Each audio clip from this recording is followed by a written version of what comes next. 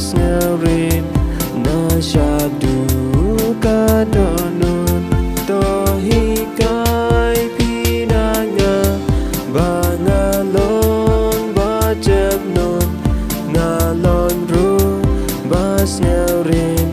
na syadu kadonun en yale kat bala ban ken mau ka jing snan en ken tiêu ha ka kli bat bread no ka jing men en jam nut ka men sim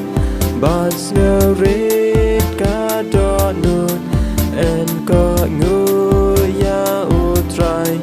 bat yai lon kinang but en jam nut ka men sim bat snarit ka donut en ko ngu ya utrai bat yai lon kinang but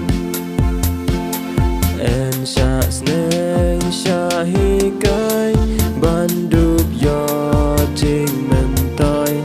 ka men sim kan nang pha ka jing ho kan nang roi to ya rap ko jisu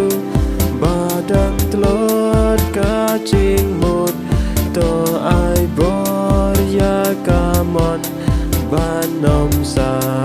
jing